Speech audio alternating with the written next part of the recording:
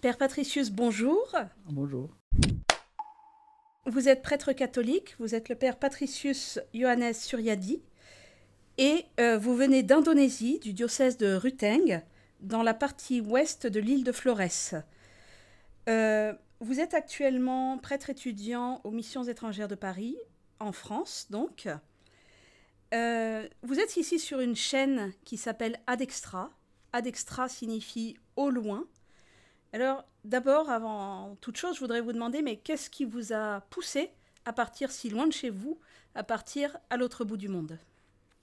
En fait, mon évêque m'a demandé de faire mes études ici. Moi, en tant que prêtre, je n'ai pas de choix. Il faut le suivre. Parce que j'ai promis déjà de faire comme ça. C'est mon choix, voilà. Et vous êtes heureux d'être venu Bien découvrir sûr, bien l'autre bout du sûr. monde? Surtout en France. J'aime bien la culture française. Voilà. D'accord. Alors, vous venez d'Indonésie, un grand pays qui est vraiment à l'autre bout du monde par rapport à la France. Est-ce que vous pouvez nous parler un petit peu de votre pays, de l'Indonésie? En tant qu'Indonésien, en fait, mais je dirais qu'il y a quelques raisons qui font l'Indonésie connue. J'espère que je n'exagère pas, en fait. La première raison, c'est la raison géographique.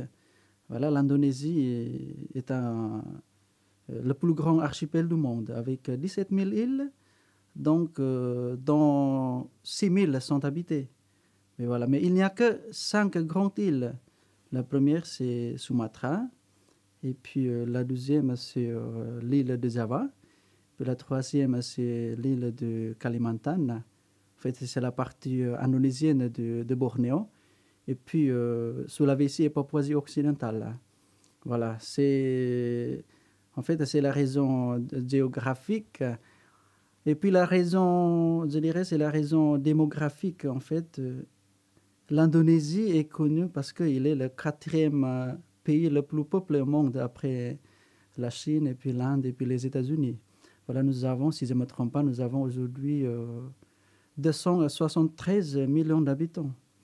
Et voilà, avec ce qui est intéressant aussi, c'est surtout sa diversité. Nous avons plus de 300 groupes ethniques avec plus de 700 langues locales. Vous voyez là déjà, ça montre déjà la diversité de mon pays. Et la dernière raison, c'est ce qu'il y a avec la religion. Vous voyez là, vous connaissez peut-être l'Indonésie, en fait, il est le pays avec et le plus grand pays avec des musulmans qui majoritairement, en fait, Le ça plus grand fait, pays musulman du oui, monde. oui, oui, voilà, 87% de la population. Voilà. Mais bien que l'Indonésie soit prédominante par l'islam, en fait, l'Indonésie est un pays laïque.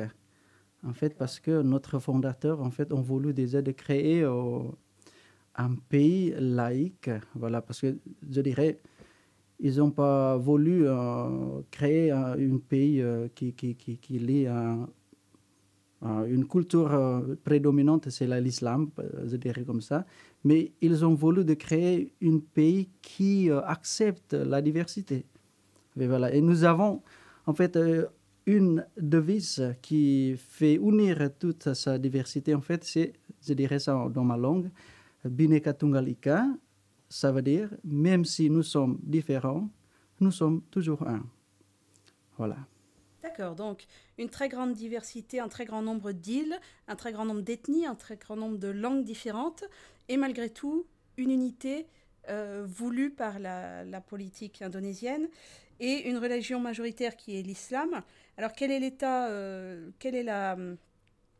de la religion, la situation religieuse en Indonésie? Donc il y a beaucoup d'islam, mais voilà, qu'est-ce qu'il y a d'autre et quel type d'islam? Et puis quel est l'état de la liberté religieuse en Indonésie? Oui, je commence d'abord par expliquer l'islam, en fait. En fait, l'islam en Indonésie, les gens qui se déclarent islam, en fait, je dirais, ils appartiennent plutôt à la tradition sunnite. Et là, je dirais, ils sont très, très modérés, donc inclusifs, quoi, je dirais ça, voilà. Et puis, sur la liberté religieuse, en fait, moi, je dirais oui, plutôt bien. Nous vivons dans une situation harmonie, il n'y a pas de grands problèmes. Oui, ça existe des tensions, mais je ne veux pas généraliser ça. Voilà. Quelles sont les autres religions que Ah l'islam? oui, merci. En fait, la première, c'est l'islam, et puis la deuxième, le christianisme, y compris catholique et protestantisme. Et puis ensuite, l'hindouisme, en fait, ça concentre à Bali, vous le connaissez peut-être. Et puis ensuite, c'est bouddhisme et puis confucianisme. Voilà. En fait, toutes ces 6 religions sont reconnues par l'État comme les religions officielles. Voilà. D'accord. Donc 6 religions officielles avec un islam très majoritairement présent. Oui.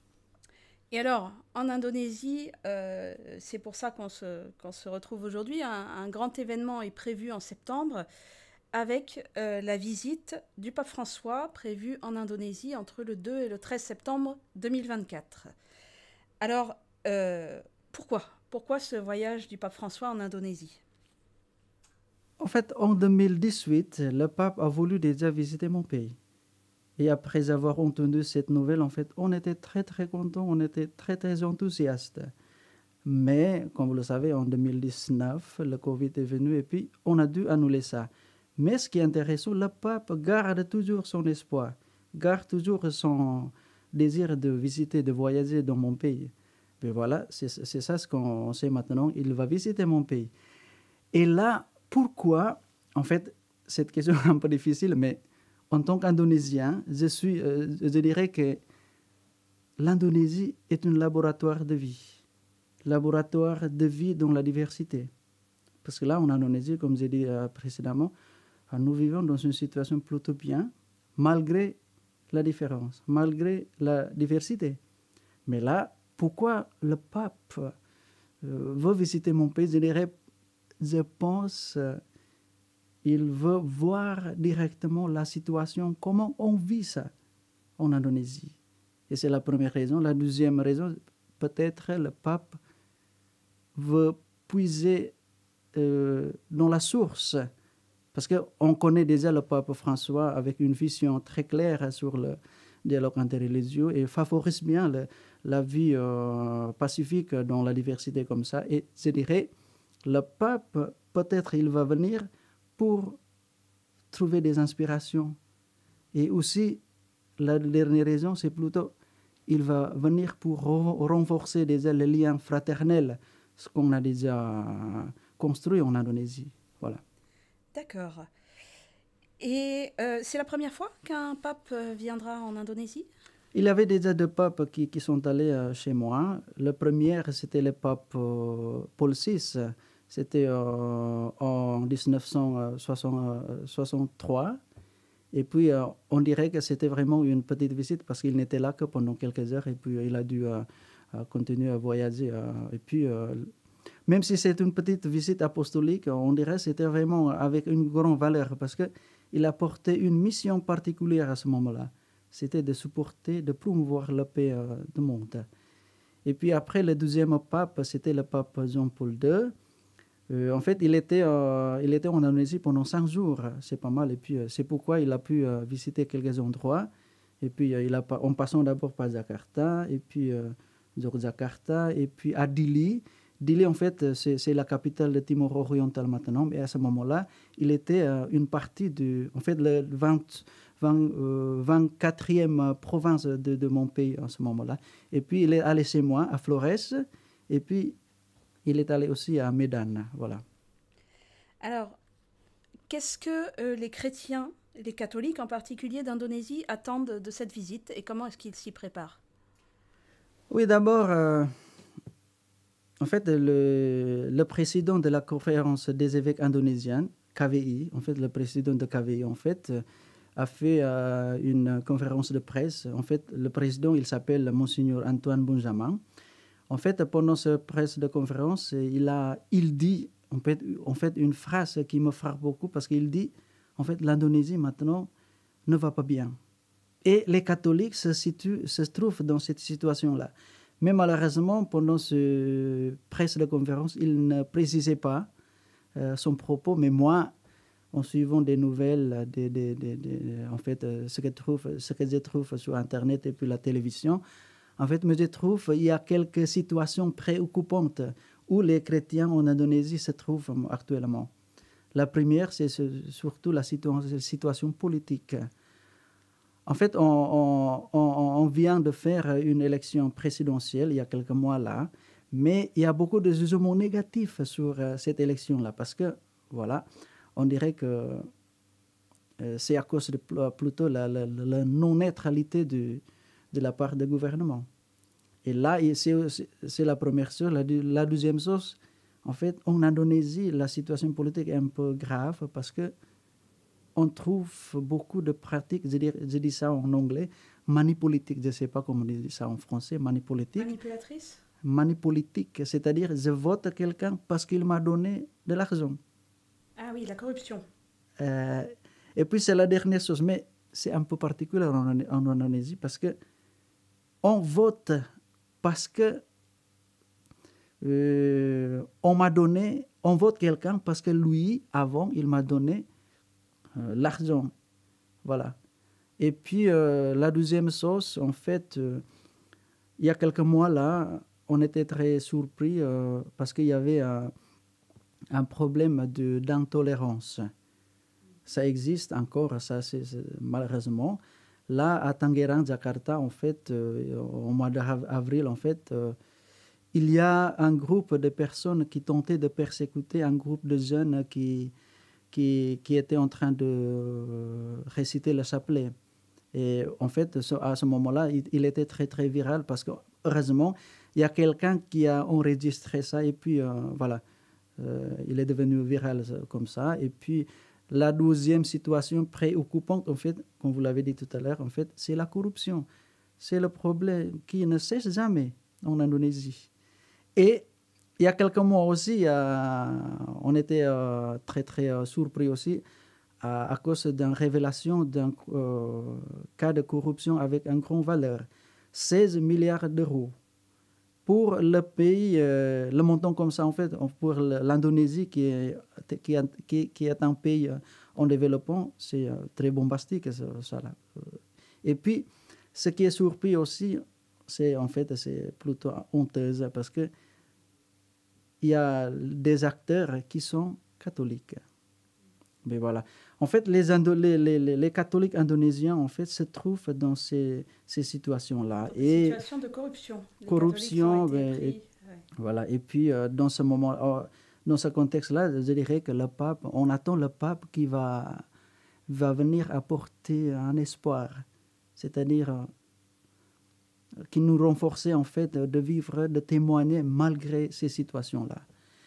Et puis sur la préparation de la visite du pape, en fait, comme vous le savez, si un pape vient dans un pays, en fait, il ne vient que en tant que chef de l'Église, mais aussi, il vient aussi en tant que chef de l'État. Et pour ça, il faut une préparation particulière.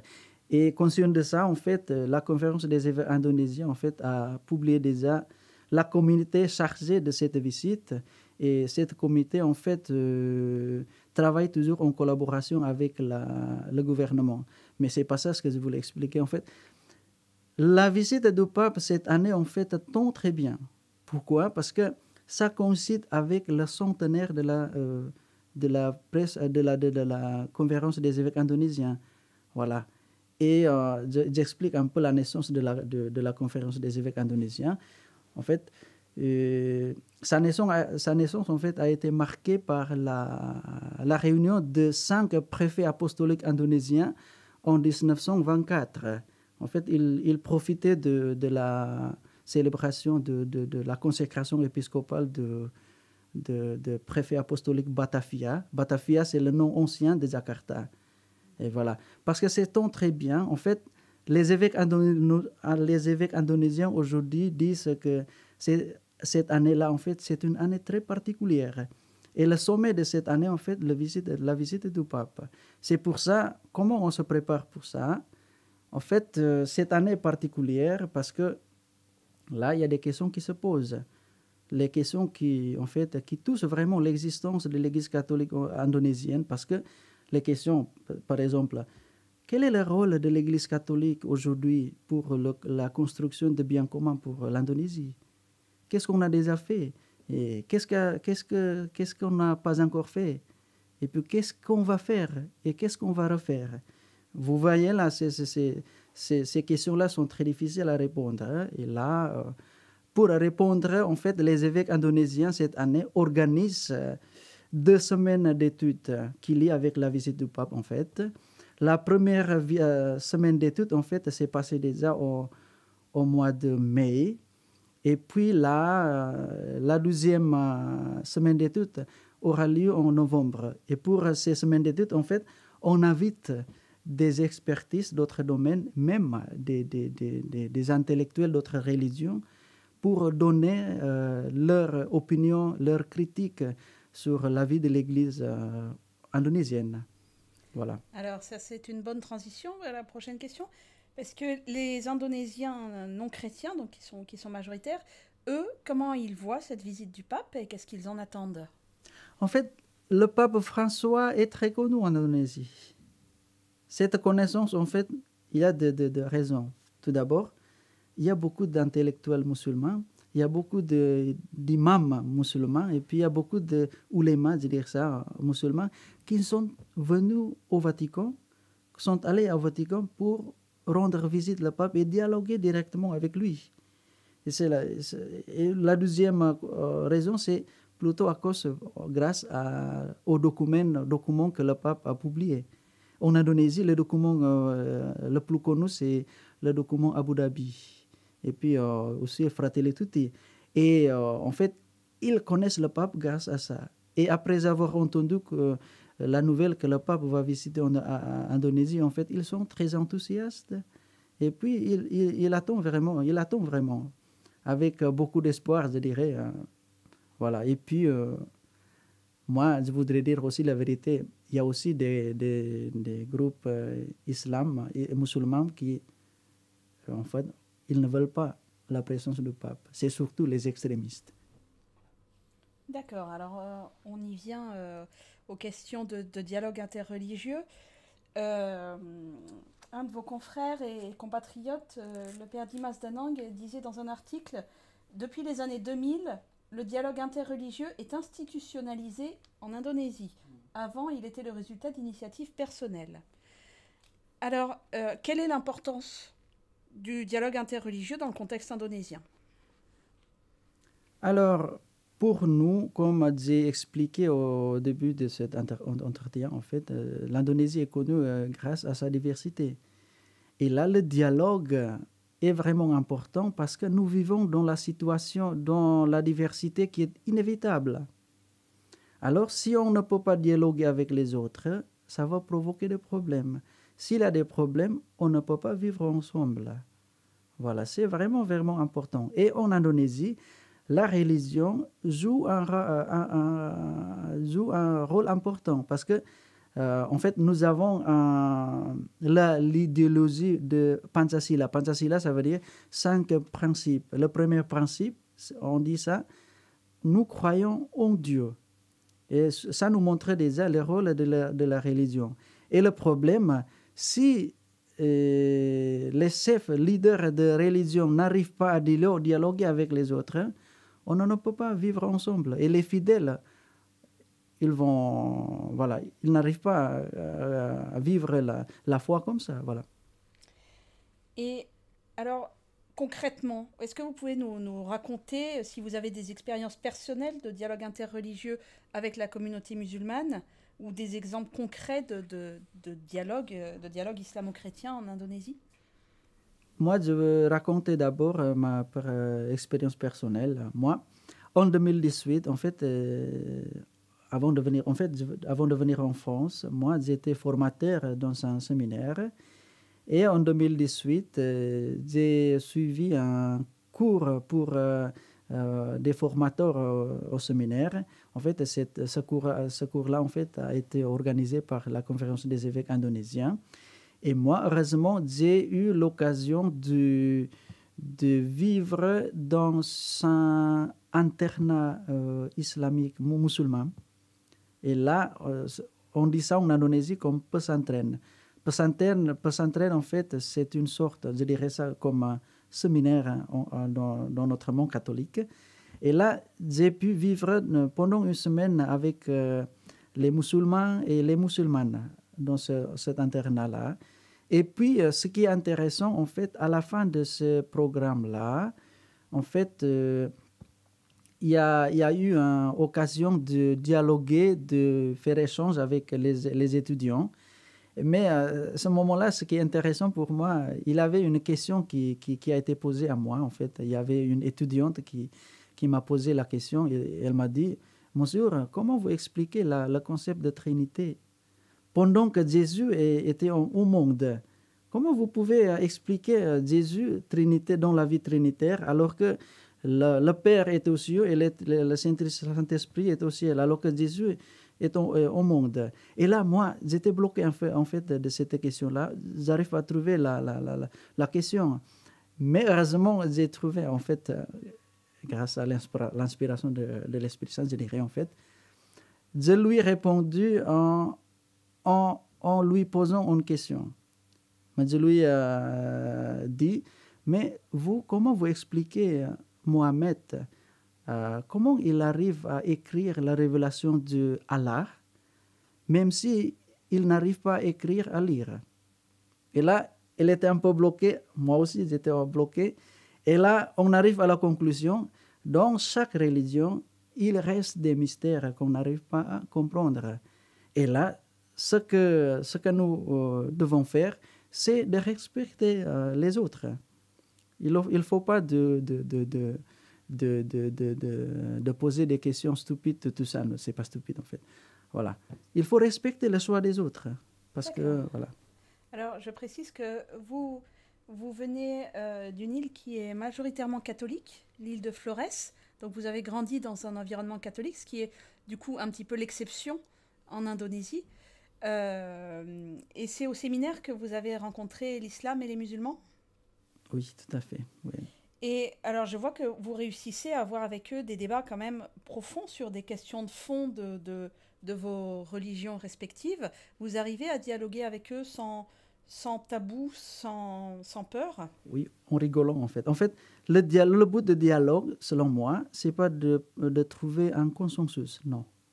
C'est de faire un échange. Et là, on connaît leur point de vue, et moi, je partage mon point de vue théologique. Et là, selon moi, le bon dialogue, c'est si on arrive à rigoler avec eux, sans provoquer le sentiment négatif, quoi. Voilà. D'accord. Donc, pour vous, le dialogue est un chemin de paix et d'harmonie entre les personnes. Oui. C'est aussi ce que disait le pape François dans son exhortation apostolique Evangelii Gaudium en 2013. Oui. Le pape François nous dit « Ce dialogue interreligieux est une condition nécessaire pour la paix dans le monde et par conséquent un devoir pour les chrétiens comme pour les autres communautés religieuses. » Et alors, moi j'ai envie de vous demander, dans votre pays, à quel niveau se fait ce dialogue? Là, vous nous parlez d'un niveau interpersonnel, de personnes qui se parlent entre eux. Est-ce qu'il y a, ça se fait à un niveau intellectuel? Est-ce que ça se fait à un niveau institutionnel? Comment ça se passe? En Indonésie, je dirais, selon moi, il y a 3 types de dialogue. Le premier dialogue, c'est le dialogue de la vie. C'est une interaction naturelle dans la vie quotidienne, dans la famille et dans la société. Et le deuxième dialogue, c'est le dialogue d'action. Là, comment on réagit face aux problèmes. Et la troisième, c'est le dialogue théologique. Moi, ce que je vois en Indonésie, le dialogue qui est avec un grand succès, c'est plutôt le dialogue de l'action. Parce que le gouvernement indonésien, en fait, a créé déjà un forum communication interreligieux. En fait, ce forum-là a des bureaux à chaque département.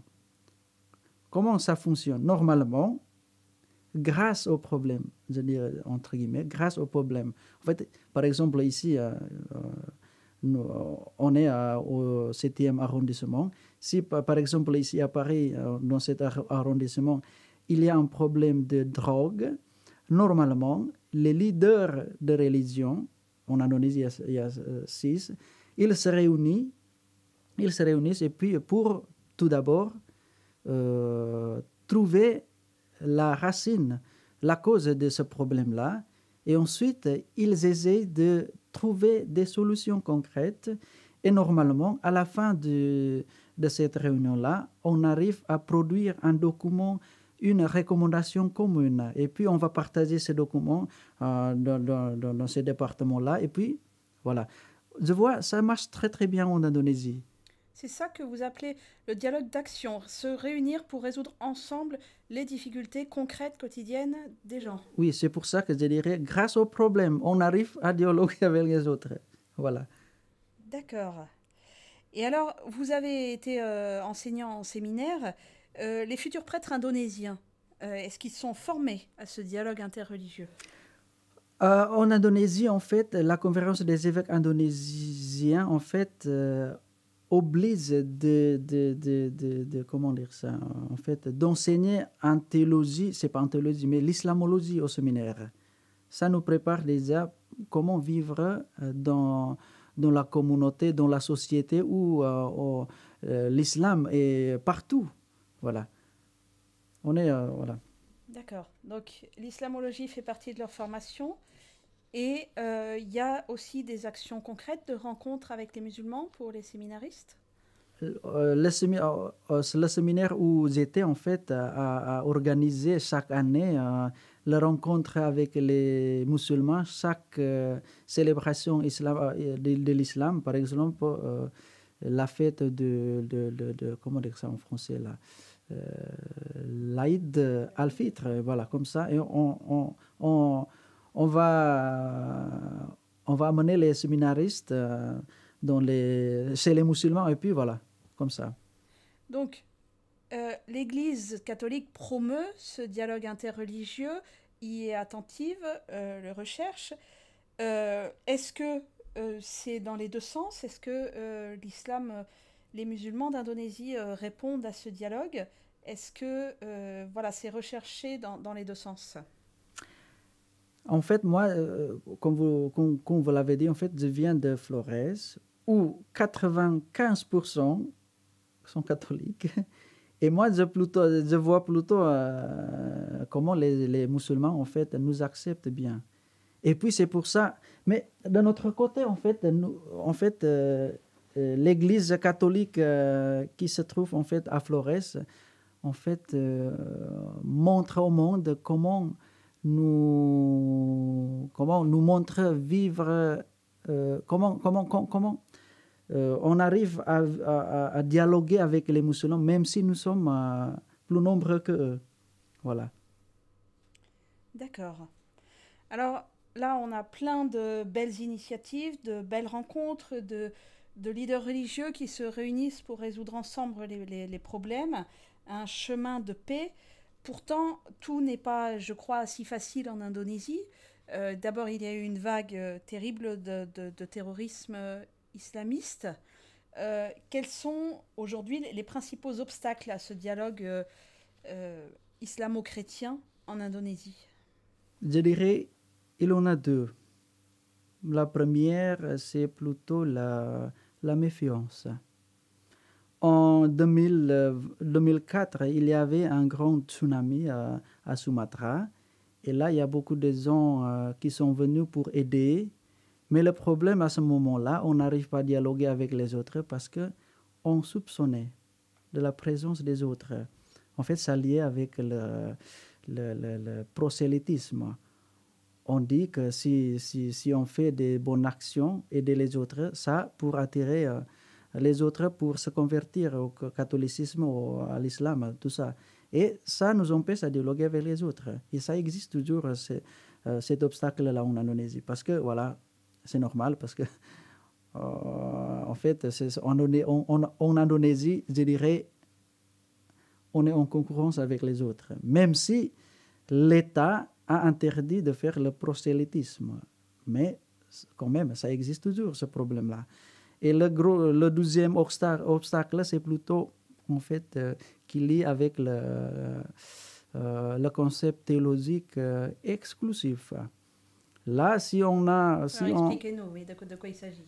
oui, oui, oui. En fait, le concept théologique exclusif, ça nous pousse à voir les autres comme rivaux. Et là, ça nous empêche à nous offrir aux autres, à la présence des autres. Et là, ça vient d'où ce concept-là? En fait, je dirais, c'est plutôt à cause d'une interprétation trop littérale sur des textes bibliques ou textes coraniques. Et là, si on interprète mal les textes bibliques ou coraniques, on va tirer des conséquences très négatives pour la présence des autres. Et pour surmonter ça, je pense qu'il faut commencer par une bonne formation théologique qui est inclusive. C'est-à-dire, comment on tient notre foi sans nier la présence des autres. Voilà. Par exemple, moi, comment je crois en Jésus-Christ, je crois ça, mais je nie pas la présence des autres, avec leur vérité aussi. Voilà, c'est une manière de faire la théologie inclusive. Voilà. Alors, quand vous parlez de ceux qui ont une mauvaise interprétation des textes bibliques ou des textes coraniques, vous parlez des fondamentalistes, des extrémistes. Ça a augmenté, ça, en Indonésie? Avant 1998, en fait, l'Indonésie était sous le gouvernement autoritaire. Le président à ce moment-là, c'était M. Suharto, il était autoritaire. Il a régné, je dirais, pendant 32 ans. Et là, à partir, en fait, il est tombé cette année-là. Et à partir de l'année 1999, en fait, on est arrivé à la réformation. Mais le problème, en fait, à cause de la liberté, je dirais ça, en fait, voilà, la présence des fondamentalistes, voilà, augmente en Indonésie. C'est à cause, je dirais, de la liberté. Voilà. Et ça, c'est un obstacle au quotidien, au dialogue interreligieux aujourd'hui? Oui, c'est un obstacle parce qu'ils sont en train de propager, voilà. Il y a un cas particulier, par exemple, dans quelques endroits à Jakarta, il y a des imams qui pressent à la mosquée en disant, voilà, les autres ne sont pas bons, voilà, il faut tuer. Voilà. C'est d'accord. Et alors, dans ce contexte, du coup, on se retrouve une église catholique ou un christianisme qui est très très minoritaire, dans un contexte d'un islam qui a une majorité écrasante dans le pays, et où il a pu y avoir par endroits une montée de l'extrémisme. Et alors, du coup, est-ce que le dialogue interreligieux est une forme de stratégie pour l'Église pour sécuriser sa position dans cette majorité musulmane? J'ai dit précédemment que la diversité est inévitable en Indonésie. Et alors, si vous allez au Japon, vous trouvez facilement, et à la fin de votre voyage, vous pouvez dire que voilà, c'est la culture japonaise. Mais en Indonésie, on ne peut pas dire que c'est la culture indonésienne. Parce qu'il y a beaucoup de tribus avec leur langue, avec leur culture, tout ça. Et là, c'est pour ça que notre fondateur a voulu créer l'Indonésie avec devise Bhinneka Tunggal Ika, comme j'ai expliqué tout à l'heure en fait, parce que on ne peut pas nier la diversité. Et là, en fait, j'ai expliqué précédemment aussi que pour faire unir, pour tenir l'unité de ce pays, grand pays avec sa diversité comme ça, en fait, chaque partie, en fait, a besoin de s'ouvrir à la présence des autres. Alors, moi, je dis, en tant que catholique, ce n'est pas moi, c'est pas que moi qui ai besoin de dialoguer avec les autres, mais les autres aussi. ils ont besoin de dialoguer avec moi. Parce que sinon, on ne peut pas vivre ensemble. Voilà. Et c'est plutôt la raison pratique, mais moi, pour nous, l'Église catholique indonésienne, en fait, vous avez cité en fait le document de Pape François, Evangelii Gaudium, qui a publié en 2013 en fait. En fait, dialoguer dans le contexte indonésien, en fait, ça touche vraiment l'existence de notre vie en tant qu'Église catholique. Pourquoi? Jésus, en fait, il dit il veut que la paix soit avec nous. Mais comment on obtenir la paix? Voilà. Comment on obtenir la paix dans la diversité comme ça? Il n'y a qu'un choix pour nous, c'est de nous ouvrir à la présence des autres. Et là, si on veut que la paix que Jésus veut soit avec nous, donc il faut dialoguer avec les autres.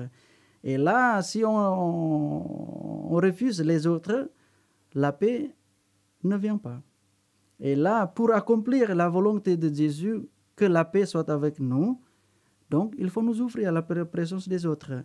Mais une question intéressante ici, est-ce qu'on peut garder toujours notre foi dans la vie, comme ça? Oui, vraiment, parce que c'est nous, en Indonésie, en fait, on arrive vraiment, on peut trouver le sens profond de notre foi dans la diversité comme ça, parce que Jésus nous demande d'aimer les autres sans condition. Et là, dans la diversité, là, on peut approfondir notre manière de vivre en tant que disciple du Christ, en aimant sans condition, en dépassant les limites, en dépassant des frontières de la langue, de la culture, etc., etc. Donc ce n'est pas juste une stratégie de coexistence pacifique pour l'Église, ce dialogue interreligieux, ce n'est pas juste une stratégie politique presque pour exister et pour vivre en paix, c'est aussi pour un chemin pour sa propre foi, pour les chrétiens, un chemin d'amour de l'autre, de rencontre de l'autre et donc de redécouverte de sa propre foi. C'est ça que vous nous dites? Oui, bon résumé. Voilà. Et est-ce que c'est aussi un chemin de débat théologique, d'avancée intellectuelle, et puis peut-être encore plus profondément, un débat de dialogue au niveau spirituel? Et moi, en fait, ce qui est plus facile de faire, en fait, c'est au niveau spirituel, c'est-à-dire on invite des autres pour prier ensemble. Mais pour moi, c'est facile. Mais est-ce que ça touche vraiment l'existence de dialogue? Parce que c'est facile d'inviter mon frère qui est musulman, allez, viens chez moi, on va prier. Et puis, mais est-ce que ça touche vraiment? Je dirais que ça touche vraiment pas profondément. Voilà. Ça reste en surface pour vous, le prier ensemble. Oui. D'accord. Vous croyez plus à l'agir ensemble et au concret, à l'action quotidienne? Oui. D'accord. Et pour ce qui est du débat intellectuel, du débat au niveau théologique, est-ce que c'est possible de se parler vraiment en profondeur? En Indonésie, on respecte la liberté de parler. Moi, maintenant, je vois beaucoup comment dire ça, des chaînes de YouTube qui parlent comment les représentants de chaque religion qui parlent ouvertement et puis même on se moque dans ce scène-là et puis voilà. Au niveau intellectuel, oui, ça marche. Voilà. D'accord. Donc, agir ensemble, rechercher la coexistence pacifique, approfondir sa propre foi. On va en revenir à la visite du pape François. Est-ce que vous croyez que ça va avoir un impact, que ça peut faire bouger des choses dans le dialogue islamo-chrétien? Déjà, est-ce que c'est ce qu'il souhaite, lui? Est-ce que c'est ce qu'il recherche? Avancer plus avant dans ce dialogue islamo-chrétien? Et est-ce que vous croyez à l'impact de la visite du pape François sur l'Indonésie? Je dis oui. En fait, il y a un programme une activité que le pape va faire lors de cette visite, en fait, c'est de visiter un tunnel qui relie la cathédrale de Jakarta avec la mosquée Istiqlal de Jakarta. En fait, ce tunnel-là a été construit il y a quelque temps là. En fait, c'est un symbole de dialogue islamo-chrétien. Et là, le pape va venir et visiter ce tunnel-là.